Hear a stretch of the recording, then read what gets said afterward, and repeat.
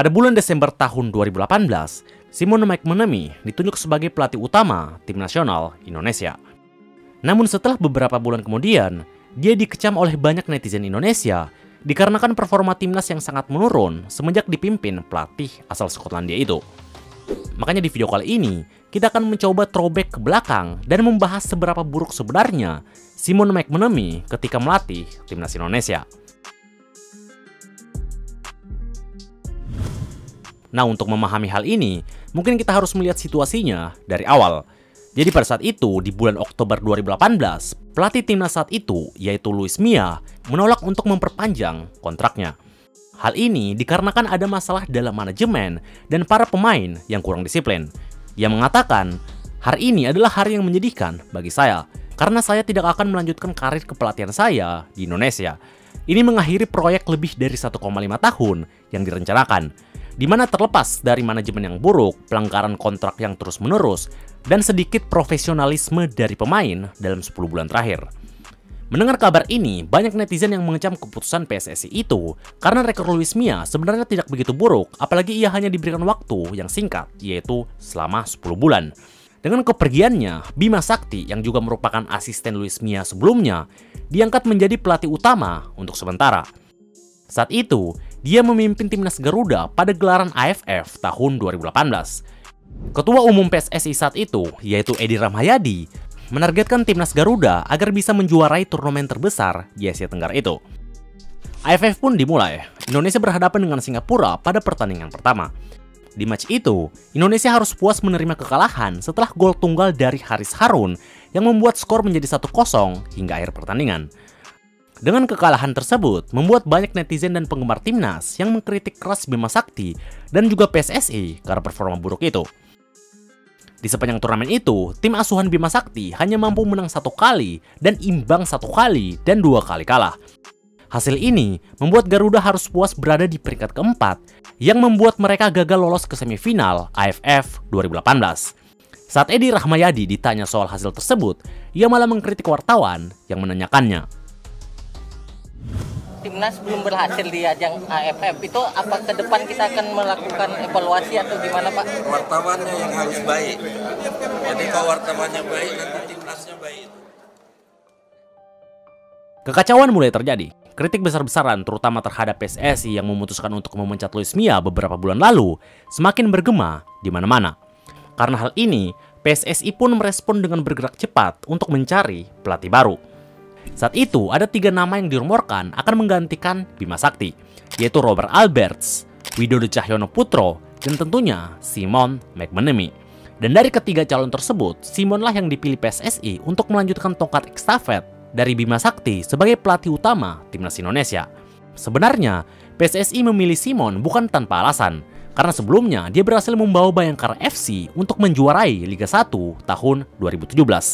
Ditambah lagi pada tahun 2010, ia pernah memimpin Filipina dan membawa mereka lolos ke semifinal AFF untuk pertama kali sepanjang sejarah. Dengan semua pengalaman itu, PSSI mengklaim kalau Simon sudah memiliki pengalaman yang cukup baik untuk memimpin timnas Garuda. Dengan kondisi yang kacau dan kritik di mana-mana, Simon terpaksa men-take over timnas yang kondisinya lagi kacau.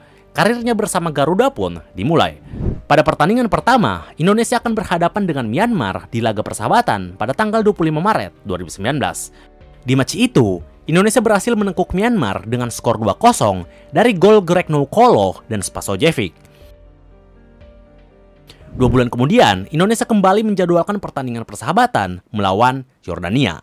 Nah, di pertandingan tersebut, Jordan berhasil mempermalukan Indonesia dengan skor 4-1. Meskipun hanya pertandingan persahabatan, hasil tersebut membuat banyak penggemar timnas pesimis akan masa depan Indonesia ketika dilatih Simon McManamy. Namun di pertandingan persahabatan selanjutnya, ketika melawan Vanuatu, Simon berhasil membungkam orang-orang yang menghujatnya. Well, setidaknya untuk sementara. Karena di match tersebut, dia mampu membantai Vanuatu dengan skor 6-0.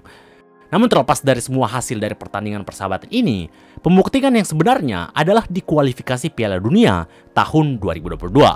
Saat itu, Indonesia ditempatkan di grup G bersama Uni Emirat Arab dan 3 wakil ASEAN lainnya, yaitu Malaysia, Vietnam, dan Thailand. Sebenarnya, grup ini adalah grup yang cukup bagus, mengingat kita sudah memiliki pengalaman untuk menghadapi negara-negara ASEAN sebelumnya. Match pertama, Indonesia akan menghadapi Malaysia di Stadion Gelora Bung Karno. Pada menit ke-12, Indonesia mampu mencetak gol pertama setelah Beto Gonçalves berhasil menyambut umpan yang diberikan dari Sadil Ramdhani. Namun di menit ke-37, Soumaré sukses menyamakan kedudukan menjadi 1-1.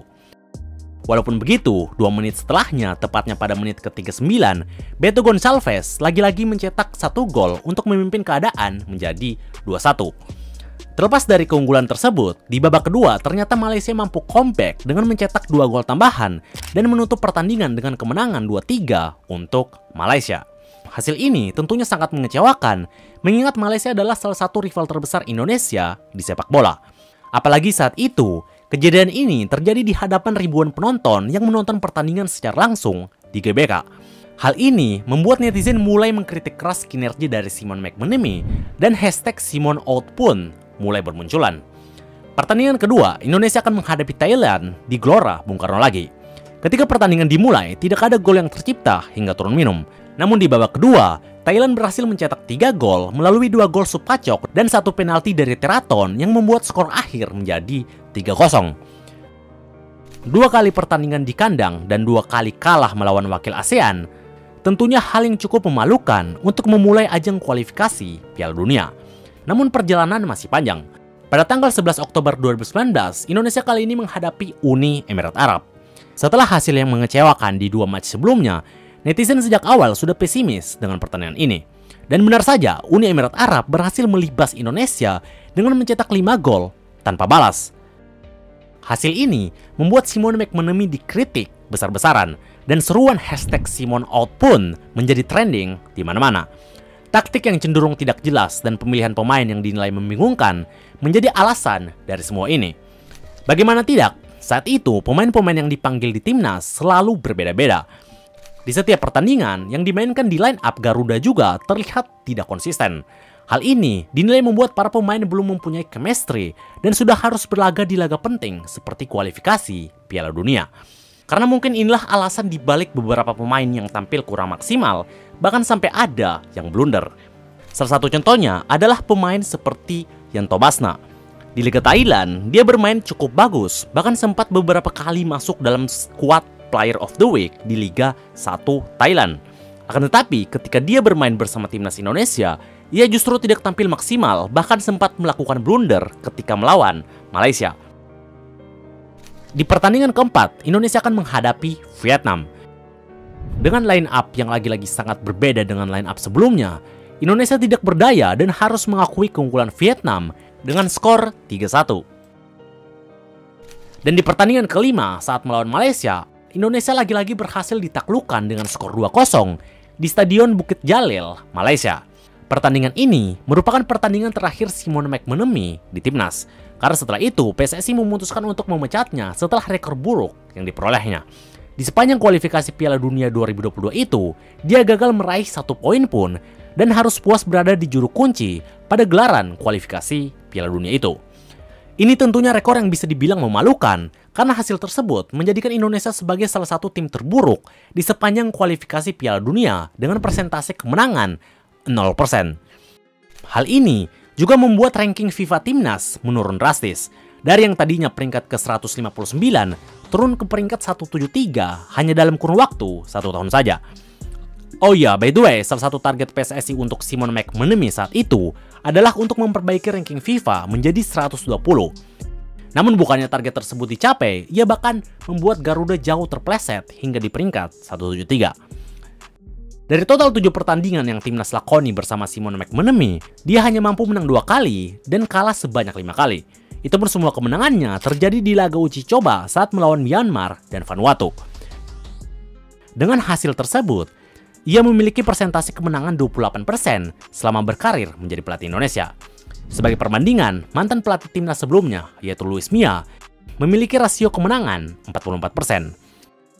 Sepertinya, berdasarkan semua analisis yang tadi kita bahas, tidak berlebihan jika kita mengatakan Simon McManamy adalah pelatih terburuk yang pernah dimiliki Indonesia setidaknya dalam 10 tahun terakhir. Atau mungkin bisa saja sepanjang sejarah berdirinya timnas Indonesia. Tapi karena kita tidak melakukan research tentang itu, mungkin kalian bisa komen di bawah seberapa buruk Simon McManamy ketika melatih timnas Indonesia.